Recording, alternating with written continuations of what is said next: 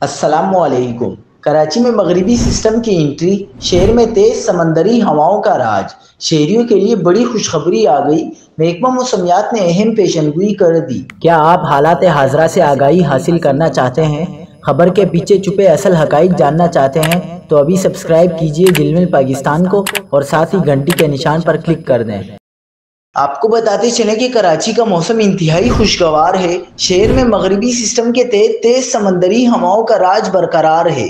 محکمہ موسمیات کے مطابق آج شہر میں تیز ہواؤں کا راج رہے گا۔ شہر کا مطلب اس وقت جزوی برآلود ہے۔